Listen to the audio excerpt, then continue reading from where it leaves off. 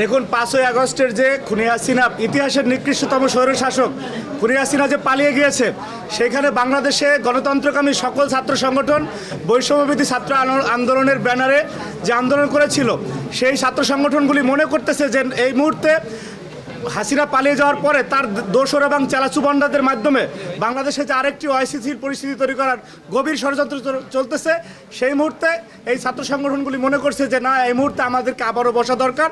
এবং সেই প্রক্রিয়ার ধারাবাহিকতা আজকে আমরা এখানে বসেছি। বৈষম্যবিরোধী ছাত্র আন্দোলনের সমন্বয়ক সহ কেন্দ্রীয় নেতৃবৃন্দ এবং 19টি ছাত্র সংগঠন এখানে আছে। আমরা সবাই একই আলোচনা করে সিদ্ধান্ত উপনীত হয়েছি যে আগামী এক সপ্তাহ ছাত্র সংহতি সপ্তাহ। তো আমাদের যেটা হাসান আবদুল্লাহ বললেন, যারা এই যে গত 2-3 দিনে যে ঘটনাগুলো ঘটেছে, এই প্রজন্মই কিন্তু খুনি হাসিনার ভয়াবহ ফ্যাসিজমের বিরুদ্ধে বুক লড়াই করেছে, বুক চিতিয়ে। তাদেরকে যদি কেউ প্রেসক্রিপশন দিয়ে ভুল পথে পরিচালিত করে, সেটা জাতির জন্য দুর্ভাগ্যের। এবং আমরা আশা রাখি যে তাদেরকে কেউ ভুল প্রেসক্রিপশন দিয়ে ভুল পথে পরিচালিত করতে পারবে না বাংলাদেশ রাষ্ট্রের কোনো ক্ষতি করার জন্য।